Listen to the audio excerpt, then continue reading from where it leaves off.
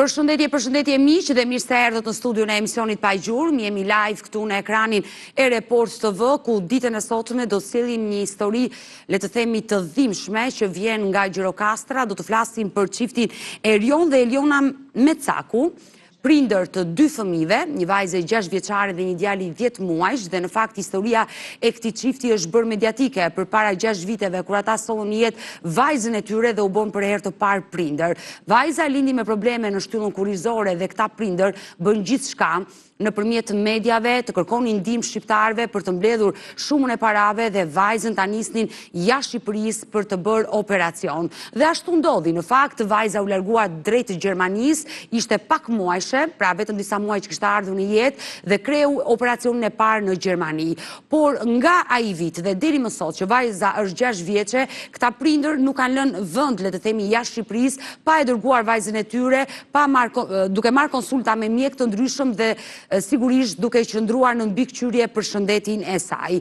Aktualisht çifti, që regjia është duke na ndihmuar edhe me fotot, ndodhet në Francë së bashku me vajzën e sëmurë, por dhe me djalin 10 muajsh.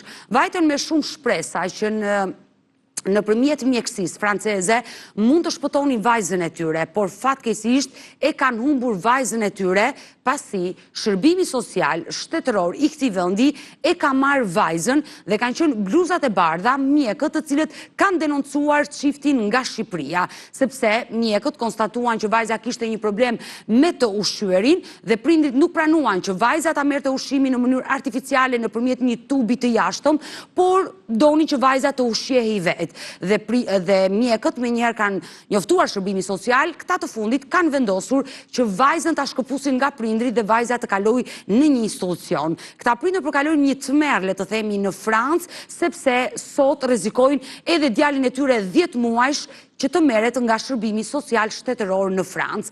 Ne vetëm pas pak do të kemi një lidhje me çiftin, të cilët janë duke na pritur, por fizikisht ata kanë sjell, dhe më saktë Erioni ka sjell vllain e tij, xhaxhai i vajzës, Sajmir Meçani, që dua ta përshëndes. Përshëndetje dhe mirë se erdhe. Mirë se vjeta. Dhe më vjen shumë keq për historinë e vllait tuaj, që vajzën 6 vjeçare ja ka marrë shërbimi social dhe po rrezikon dhe djalin e vogël. Ne, kur ishte vllai këtu në Shqipëri, kemi jetuar në të njëjtën banesë. Ai ishte një kat më poshtë, unë isha një kat më lart. I kam përjetuar dhe vetë sikur ishte fëmia im. Dhe të besoj, por pas pak do marrë fesh të histori, më lejo të përshëndes edhe avokaten Drita Avdyli. Përshëndetje dhe mirë se erdhe, e dashur. Faleminderit për ftesën, ishte megjithmonë një temë shumë e vështirë, por edhe për të ardhur në ndihmë dhe familjes dhe sigurisht dhe fëmijëve të këtyre familjes. Do të falenderoj që të kam sot në studio dhe do na ndihmosh edhe me anën ligjore për të orientuar edhe këta familjarë se çfarë duhet të bëjnë në të tilla kushte kaq të vështira, por fillimisht unë dua të prezantoj një kronikë që ne kemi përgatitur, pikërisht gazetarja Erstela Malaj, e ndjekim dhe rikthehemi.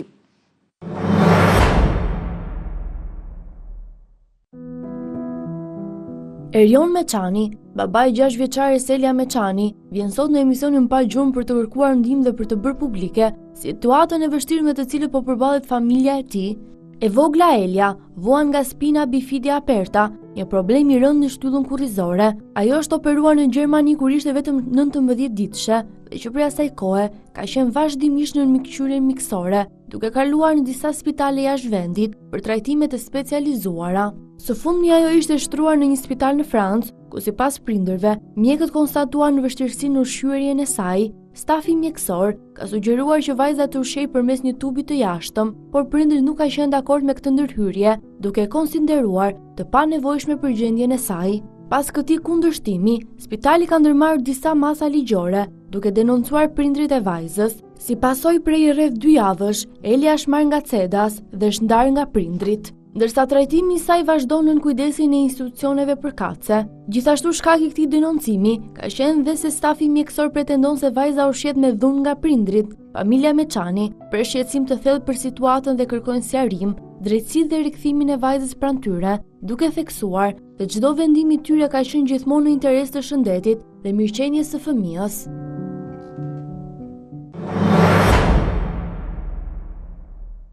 Kjo është historia që trajtojmë ditën e sotme, një çift nga Gjirokastra, konkretisht çifti Erion dhe Eliona Meçaku, që u nisën drejt Francës për të kuruar vajzën e tyre 6 vjeçare, por fatkeqësisht e kanë humbur, e theksoj sepse Shërbimi Social Shtetëror ka vendosur që këtyre prindërve t'ju marrë vajzën dhe ky çift rrezikon të humbasi dhe djalin 10 muajsh. I dashur Sajmir, me Çako, të kërkoj ndjesë, katerova mbi emrin. Mund të na shpjegosh çfarë ka ndodhur me vllajën dhe kunatën tënde në Francë? Sa kohë kanë që janë nisur në Francë në radh parë? Në Francë ata po bëjnë rreth 2 vjet. 2 vite? Po. U larguan konkretisht për shëndetin e vajzës? U larguan se duke këto sorollatjet Gjirokastër Tiranë nuk po shikonin dhe përmirësimet e vajzës, duke qenë se sëmundja është pathuajse e panjohur për doktorë, për mjekës shqiptar. Dhe i thanë që do mundohu t'i gjesh në një mundësi për t'ikur jashtë në çfarë do lloj shteti. Menduan Francën se ka ligje pak më të buta për mbrojtjen e fëmijëve, për shërbimin social. Aty shkuan në fillim ditën e parë që kanë shkelur. Që i bie viti 2024, ata kanë ngritur në Francë. Mbritën në Francë, kërkuan ndihmë dhe i kanë çuar në to çadrat siç çojnë gjithë emigrantët. Kanë kërkuar azil. Azil, ishte dimër muaj nëntor, më imagjino tani çfarë dimri në shi në lagështi, pothuajse rafsh me tokën, nuk mund jetonte as një minutë aty tek ato çadrat, jo më të jetonte për disa muaj. Edhe mbron disa shqiptarë që ishin aty afër të çadrat dhe dikush që u ofrua e kanë përcjell tek zyrat. Ande i kanë çuar në për hotele të paguara prapë nga qendrat sociale. Pas disa muaj. Pra, le të themi që qendra sociale në Francë i dhanë ndihmë vllajt dhe kunatës tënde. E njohin si duke e çuar në një hotel, duke paguar hoteli sigurisht derisa të jenë një shtëpi të përshtatshme. Po. Vazhduan këto vizitat në spitale, në fillim ishin pak më të ralla, në fund fare tani para disa muajve i thoshin që duhet të qëndrojë nga e hëna deri të premten. Shtunë të diel mund të qëndrojë në shtëpi. Për ta shkputur fëmijën pak a shumë, se dihet brez deri tani dhe fëmijët sa lindin duan telefonin në dorë, jo YouTube-in, jo këto pjesën e argëtimit. Këta e përdorin telefonin pjesë, domethënë edhe gjatë ushqimit, nga që fëmia kërkon ndonjë diçka për t'u argëtuar që në momentin që dante edhe ushqim.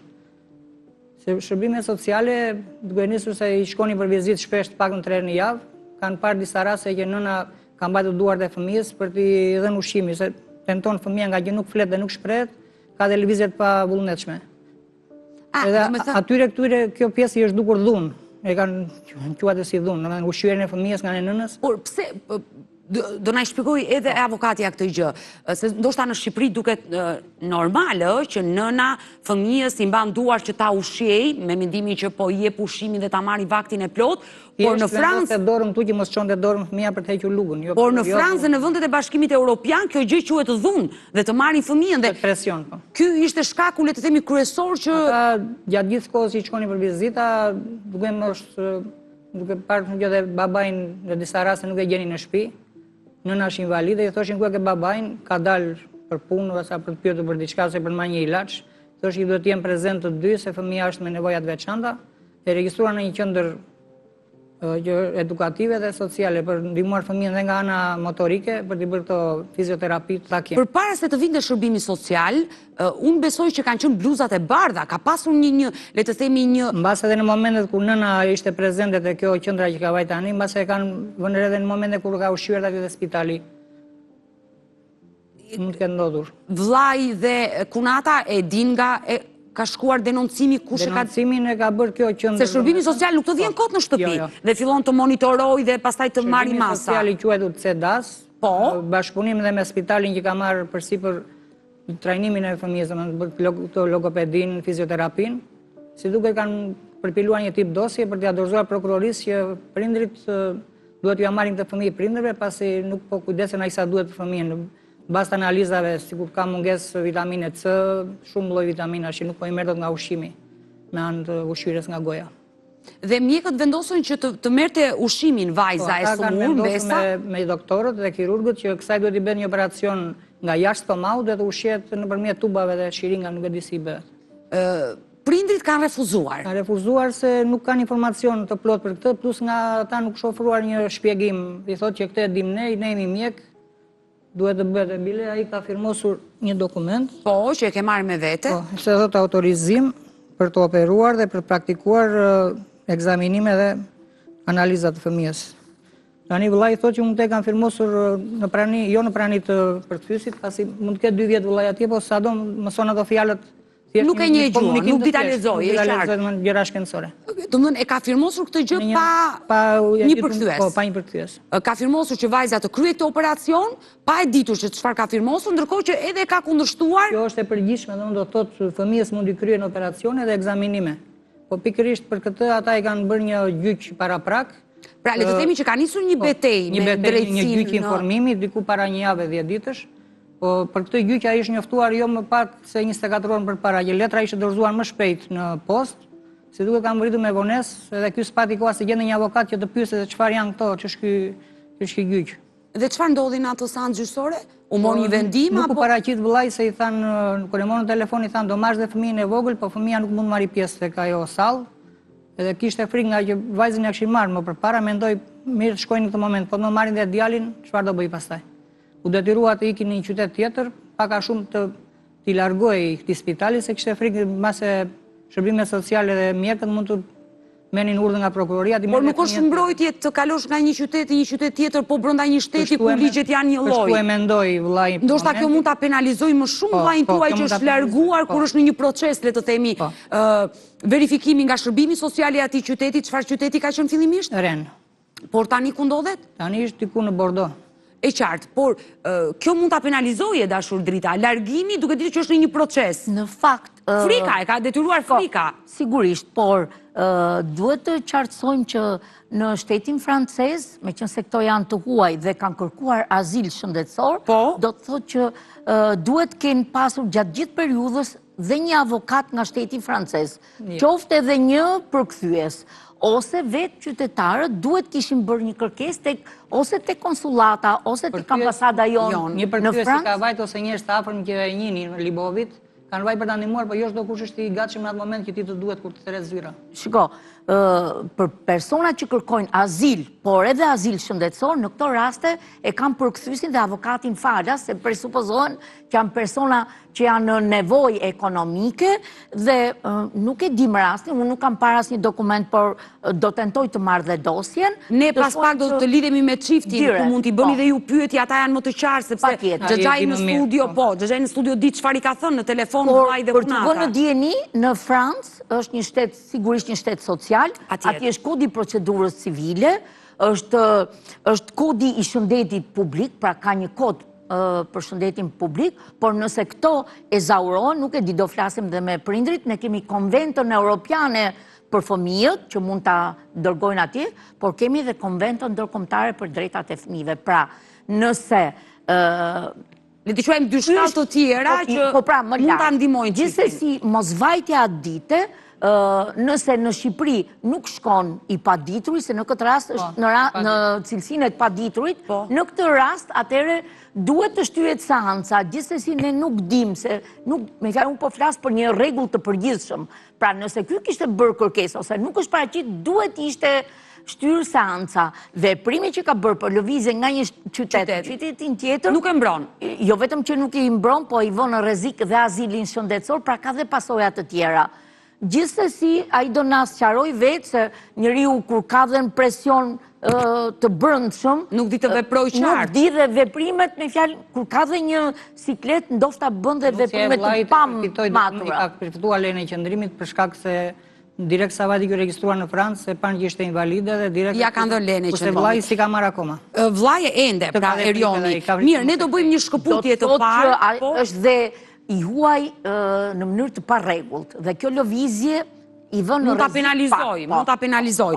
Mirë, do të bëjmë një shkëputje për të kaluar. Gjithsesi, për dokumentin që ka firmos zotëria, që ka firmos vllai juaj, të pa përkthyer dhe pa një përfaqësues ligjor, në shqiptarët jam mësuar dhe shqipta kanë dhe kur janë ke notirë. Nuk e lexojnë. Nuk e lexojnë dhe vetëm firmosin. Me fjalë ai ka bërë 2-3 veprime jo të gabuara, po ndoshta të nxituara që kanë sjellë përpara kësaj situate. Mirë, jemi sërish bashk live dashur miq, ku ditën e sotme po flasim për historinë e çiftit Erion dhe Eliona Meçani, të cilët prej 2 viteve ndodhen në Francë, vajtën për të kuruar vajzën e tyre 6 vjeçare, por fatkeqësisht nga shërbimi social ata u denoncuan nga bluzat e bardha dhe shërbimi social i këtij shteti i ka marrë vajzën 6 vjeçare të sëmur, ndërkohë që ky çift rrezikon të humbasi edhe djalin vetëm 10 muaj. Ndërkohë që Erioni do të jetë me mua vetëm për pak sekonda në një lidhje direkte nga Franca për ta shpjeguar të gjithë të situatë, por na ka dërguar edhe një video të vajzës së tij 6 vjeçare në ambientet ku është strehuar nga shërbimi social, sepse babai ka të drejtat e takimit të vajzës për të vajtur në qendrën ku vajza është marrë tashmë nga shërbimi social në mbrojtje sipas tyre dhe nënës nuk i lejohet takimi me vajzën. Ndërkohë e kemi atë video, regjia të më ndihmoi, një moment i trisht kur një baba shkon të takojë të bijën, e cila është, le të themi, e sëmur, e pavedishme, vetëm 6 vjeç dhe vetëm qan. Elia, çfarë kam bërë kështu më bushi? Pse e këputi? Nuk s'japin për të ngrënë më bushi. Çfarë ka e bushi? Por qual pa? Mosh, Elia, mosh. Elia, mosh. Por qual pa mosh, Elia? Che c'è babetin?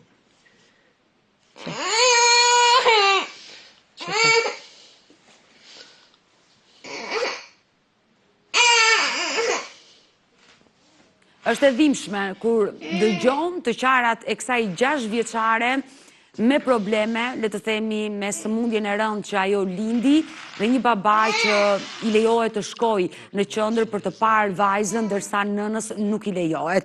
Kam një lidhje direkte nga Franca, Erion Meçanin dhe e përshëndes. Erion, përshëndetje nga Tirana. Përshëndetje Odeta. Mua më vjen shumë keq për historinë që ju keni denoncuar në emisionin Pa Gjurmë, ku shërbimi social shtetëror në Francë ju ka marrë vajzën prej një kohe të gjatë, sa u bë që vajza nuk është më në shtëpinë tuaj? Po bën diku 15-16 ditë. 15-16 ditë. Po. Pra, e gjithë kjo ngjarje ka ndodhur vetëm përpara 2 javëve. Po. Çfarë ka ndodhur, Erion? Kjo ka qenë e planifikuar sipas avokates time, domethënë. Kjo gjë ka qenë e planifikuar që para 1 viti e gjysmë. 1 vit ose 1 viti e gjysmë. Por pse e mendon kështu avokatja juaj që shteti francez, shërbimi social, të marrë një fëmijë në kujdesje, një fëmijë të sëmur, dhe t'ja heqi nga duart nënës dhe babait?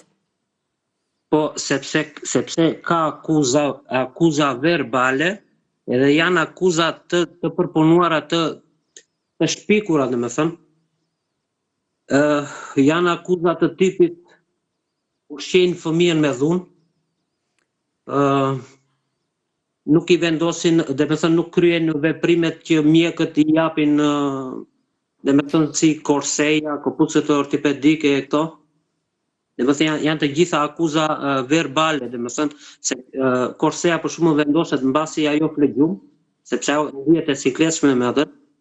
Gjë që nuk është asnjë e vërtet. Të gjitha nga këto akuzat nuk është asgjë e vërtet.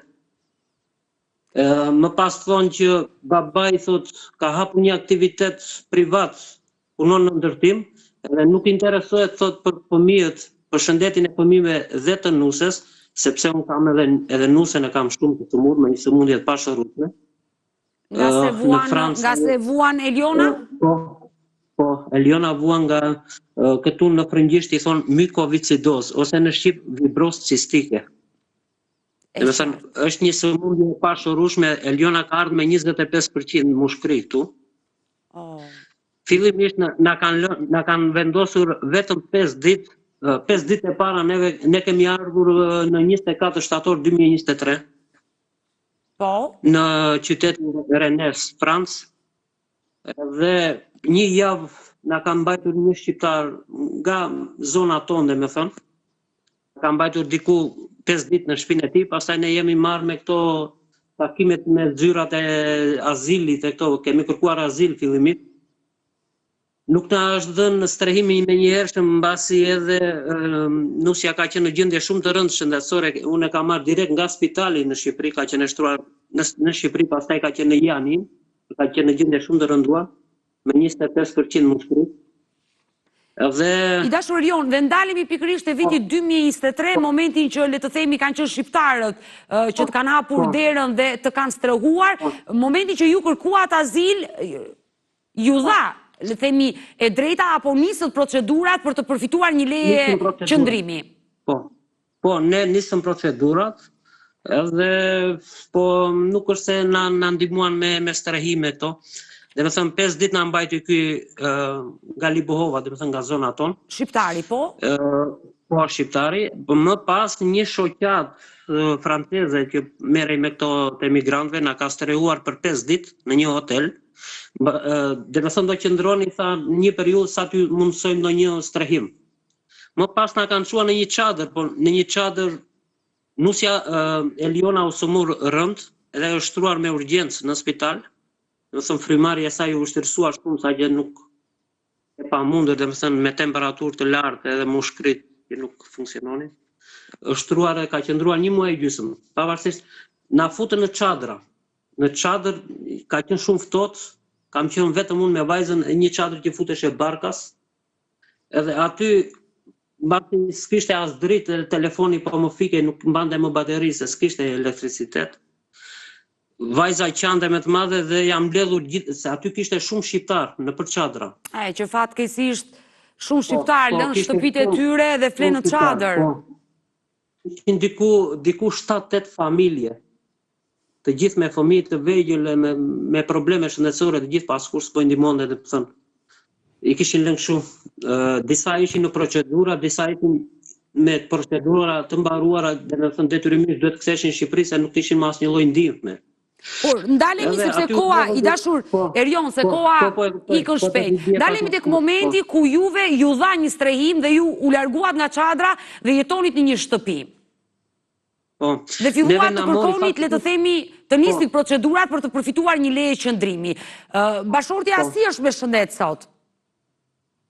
Sot, dhe më thënë, takimi fundit ka qenë para 2 javësh, vizita e fundit me mjekën pneumologe të mushkrive, ka qenë është, dhe me thënë, me 47% mushkri aktualisht. Ka një përmirësim? Ka goxha përmirësim, dhe thënë, se ajo ishte në rrezik për jetën kur ka ardhur. Pra, le të themi që largimi nga Shqipëria ishte për kurimin e bashortes, ishte në rrezik për jetën dhe për vajzën që fatkeqësisht ka lindur me një problem në shtyllën kurrizore dhe konkretisht dalemi te vajza 6 vjeçare se ky është problemi që është marrë nga shërbimi social shtetëror aty në Francë. Vajza është diagnostikuar me çfarë? Vajza është me spina bifida apertum.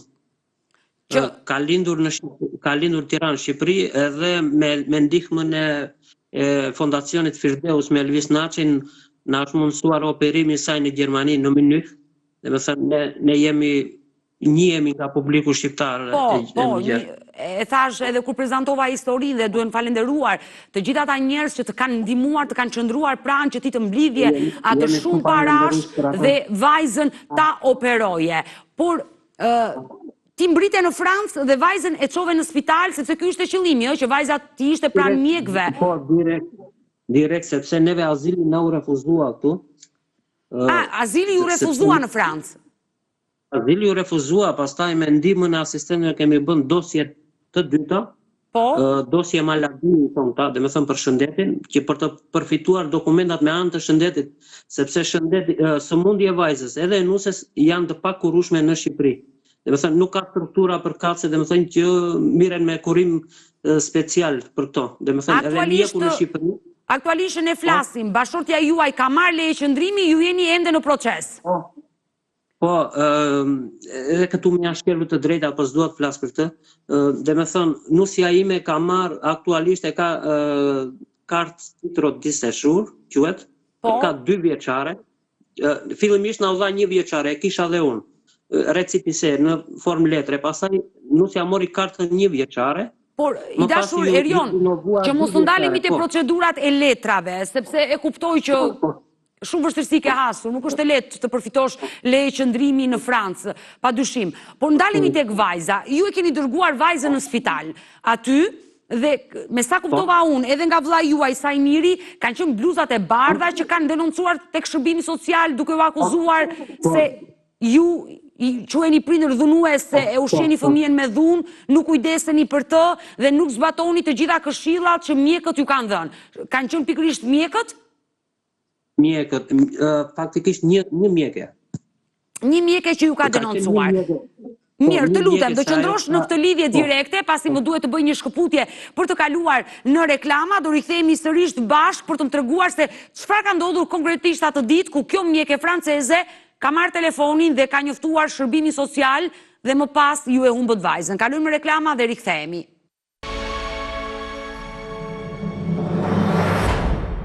Mirë, jemi rikthyer në studio dashur miq, ku po flasim për historinë e Erion dhe Eliona Meçani, dy prindër të cilët prej vitit 2023 janë larguar nga Shqipëria dhe ndodhen në Francë, vajtën për të mjekuar vajzën e tyre 6 vjeçare, por fatkeqësisht u denoncuan nga një mjeke franceze, nga shërbimi social, duke i akuzuar si babain dhe nënën që janë dhunues për vajzën dhe nuk kujdesen, dhe sot këta prindër po përballen me drejtsinë franceze, pasi vajza ju është hequr e drejta prindërore dhe i ka kaluar shërbimi social shtetëror në Francë.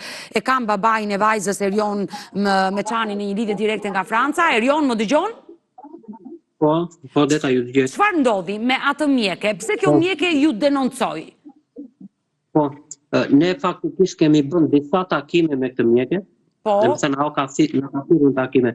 Po, ajo herën e parë, dhe më thënë asaj që po ju shikoj sa ju dhe nusën tënde shumë të lodhur, të stresuar me vajzën tuaj, dhe më thënë për vështirësitë që ajo ka.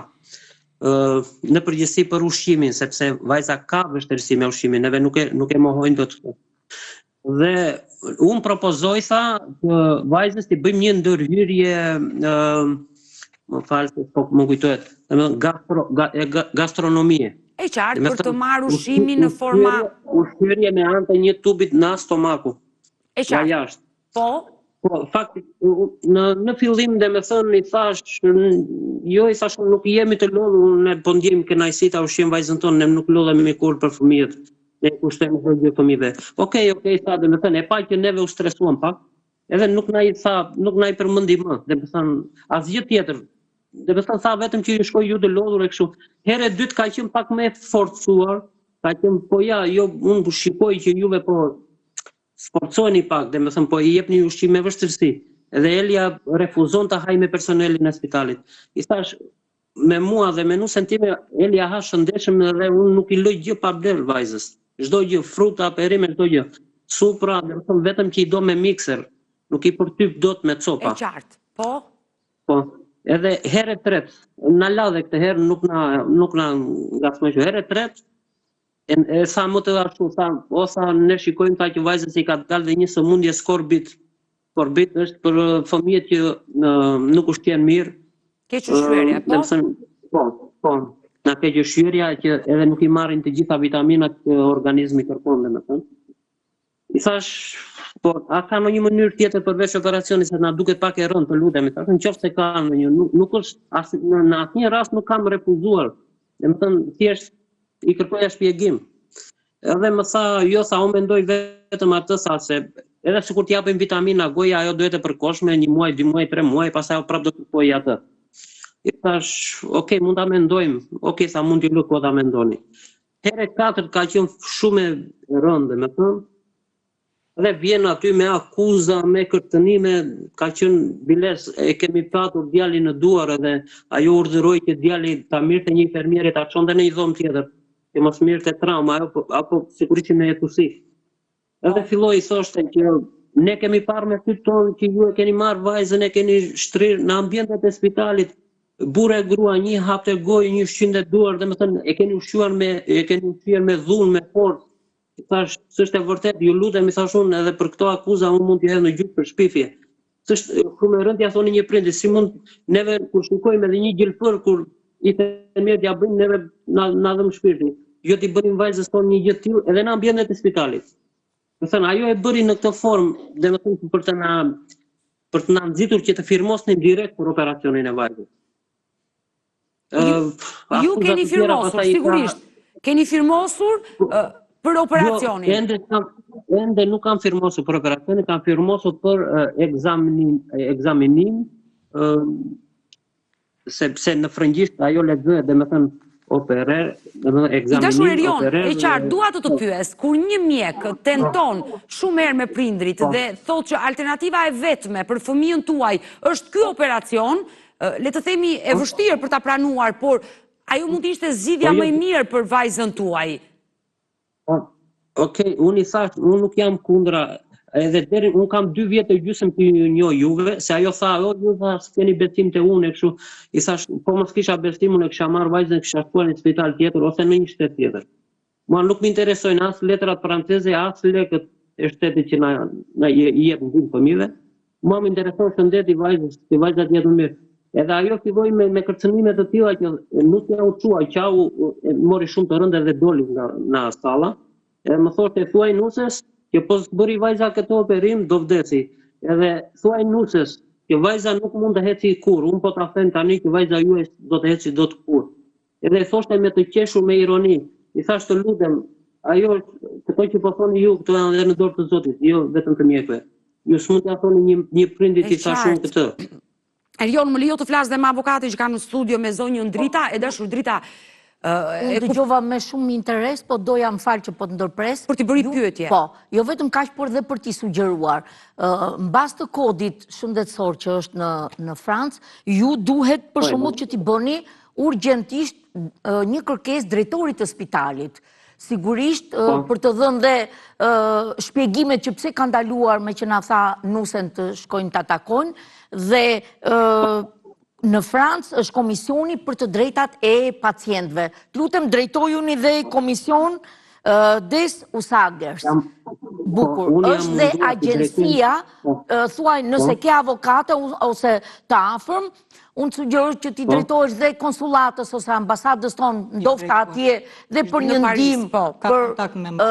Por në Francë ekziston dhe agjencia që mbikëqyr dhe spitalet shtetërore dhe spitalet private. Kështu që drejtojni aty sepse fëmia ka dhe konventa, thash, është meqense është 6 vjeç, ka dhe për shembull ju përpara se të merrnit atë vendimin që spitali i është drejtuar kësaj qendrës që e ka marrë, ju duhet i drejtoni dhe gjykatës për të mitur, sepse në Francë ka dhe gjykatë për të miturit, ku mund t'i rikthehen këto të drejtat, sepse kemi përveç sajt mund ta çoni tek gjykata europiane për drejtat e fëmijëve, është një entitet dhe pastaj ke gjykata ndërkombëtare. Pra ka disa shkallë që duhet t'i ndjeki. Në fillim drejtojnë me shkrim drejtorit të spitalit për të drejtat tuaja dhe që të merrni me përkthyes, sigurisht dhe me psikolog se fëmijë, sqarime lidhur edhe me këtë që ju ka sugjeruar, biles mund të bëni dhe ankesë për doktoreshën që mund t'i ndrohet edhe doktoresha vajzës. Ajo që i dashur Erion, ajo që nuk arrita do të kuptoj. Para 2 javë, shërbimi social, le të themi pasi mori denoncimin nga kjo mjeke, e ka marrë vajzën dhe vajza ndodhet në një qendër ku janë edukatorët që kujdesen për të dhe ju jo. Por pse ty t'u laje drejta që ti të shkosh të takosh vajzën, ndërsa nënës ju hoq kjo e drejta takoj, ndërkohë që kjo mjeke të dyve ju ka denoncuar, ju keni qenë të dy bashkë në spital nëse e keni ushqyer vajzën apo veprime të tjera që mjekja ju ka akuzuar. Pse ti e ke të drejtën e takimit, nëna jo? Faktikisht edhe nëna e ka, po ata duan, dhe me thënë, nga që kjo është e smur, si pas avokatës, dhe me thënë, më shpjegon edhe avokatja me, dhe me thënë, si pas avokatës, nga që nëna është e sëmurë, ato duan që ta asarojnë, sepse nëna e ndjen më shumë edhe bëhet pak agresive në thojza, dhe me thënë, me tonin e zërit. Edhe ato duan. Sepse urdhri i gjykatës. Pra le të themi, ju e keni ndaluar, por duke ditur që ajo është nën dhe ndoshta mund të bëhet agresive në momente që është në takimin me vajzën, kjo do t'ju penalizojë më shumë dhe jeti që shkon më shumë takon vajzën. E qartë? Gjëja më kryesore që më vret më shumë dhe me thënë që kanë qenë këto 14-15 ditë, sepse ato nuk e ushqejnë vajzën. Jo se vajza nuk ha, por nuk e ushqejnë. Po vajza është bërë operacion? Jo, ende sepse ato nuk i kanë analiza duhet të shkojnë në nivelin që kanë nevojë për operacion. Ajo s'mundet. Avokate, se është një paradoks. Të lutem, Erion, e qartë, pra operacioni nuk bëhet pa u dhënë firma e prindërve. Po nëse prindit nuk e japin të firmë, po pse ja morën fëmijën atëherë? Shiko, sipas tregimi që na bën Erioni do thotë që kjo mjeke ka lajmëruar direkt shërbimin social. Prandaj unë i them Erioni që po e dhunojnë fëmijën. Sipas saj. Edhe për ta mbajtur, me fjalë, pas spitalit që të shkojnë në shërbim social, që mos ta kenë prindrit, por unë prandaj drejtohem Erionit që t'i bëj një letër me shkrim drejtorit të spitalit për të qartësuar dhe për të rikthyer situatën e mëparshme, si dhe që t'i drejtohen, nuk e di, gjykata për të miturit ju ka thëritur, apo gjykata administrative, me qënë së është një spital? Gjykata për të miturit, sepse janë akuza verbale, nuk janë akuza... Mund të ndalemi pak, le të themi, në një seancë gjyqësore ju nuk jeni paraqitur.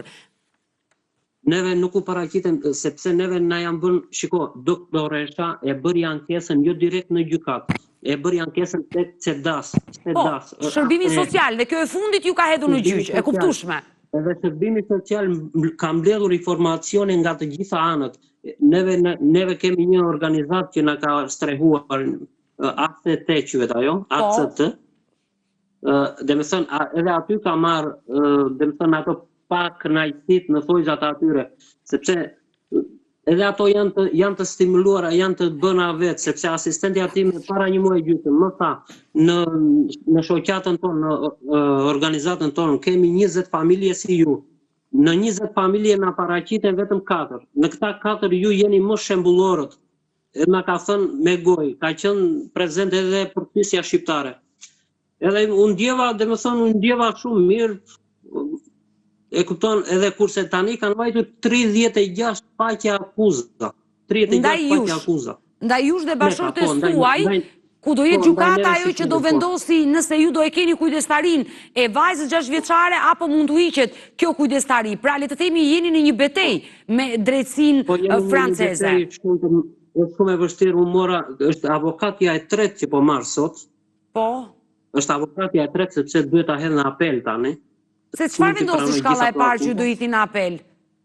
Ajo dëgjimorja vendosi në mos prani të prindërve. Vajza Elia do qëndrojë e spitalizuar për 6 muaj dhe do jetë e monitoruar nga SEDAS. Edhe SEDAS do vendos kalendarin e vizitave për prindrit. Të doje si të doja ajo.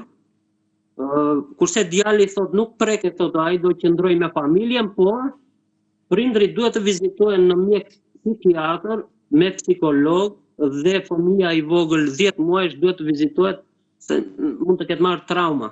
Dhe me thënë, sipas avokatës time këto janë shenja që ata kërkojnë të marrin dhe djalin. Pra jeni në rrezik që mund të humbisni edhe djalin 10 muajsh përderisa shërbimi social kërkon që të monitorojë ende familjen tuaj, ju bashkëshorten dhe djalin 10 muajsh. Edhe gjithë këto gjëra provokime që më bëjnë, më dërgojnë në një infermiere koordinatore e AST-s, më ka dërguar foto një dosje, dhe më thënë të duhet kjo dosja. Dhe më thënë, në qoftë se konceptoni, dhe më thënë, dosja, dhe më thënë se neve do kemi shumë probleme për dokumenta. Ndërkohë, për gjatë këtyre 2 jave, i dashur Erion, sa herë ke takuar vajzën? Herë e fundit ka qenë dje ka qenë dita më e dhimbshme, dhe më thënë.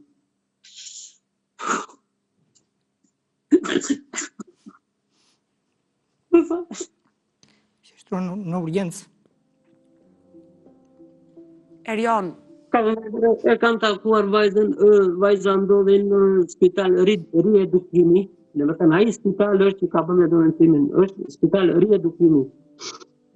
E kam gjetur vajzën nuk ishte fuqishme të hapë në diare, edhe me një tas me çipsa para. Sa herë ti telefonoj, kam të drejtë të telefonoj 10 herë në ditë spitali.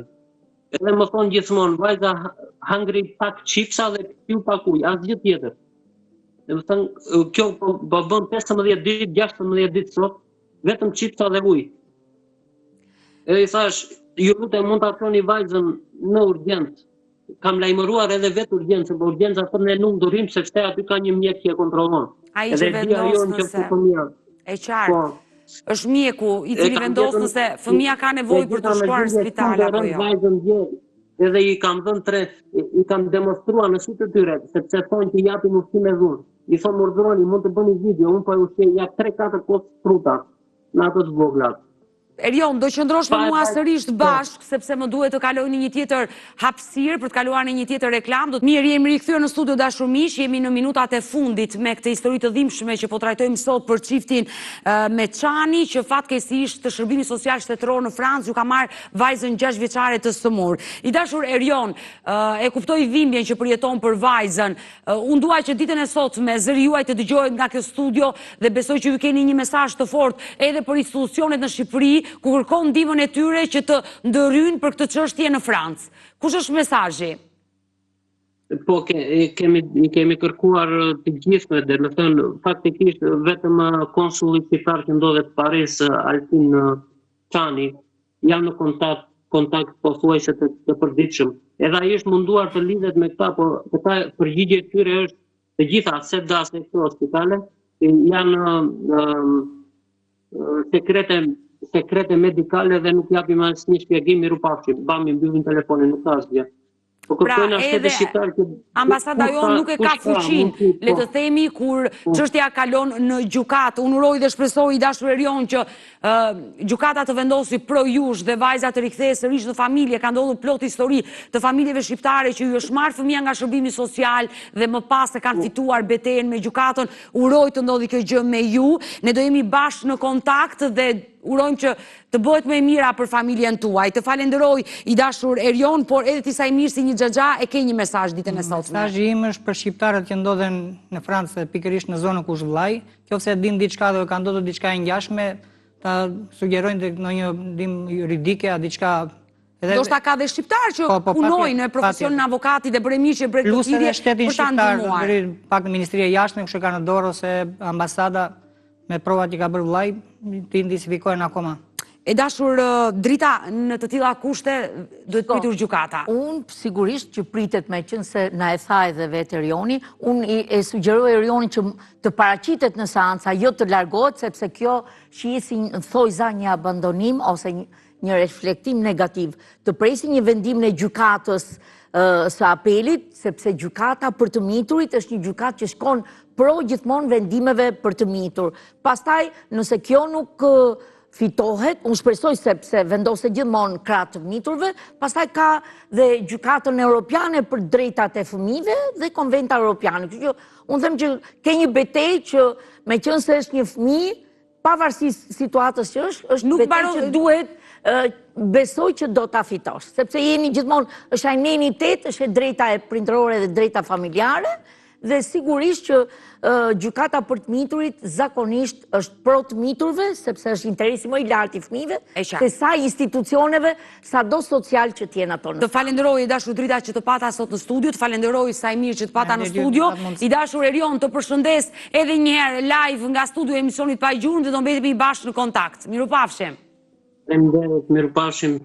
Mirë, kemi ardhur në fund edhe për ditën e sotme. Ju falenderoj që mendoj që deri në fund takohemi nesër live në të njëjtën orë këtu në ekranin e Report TV. Mirupafshim.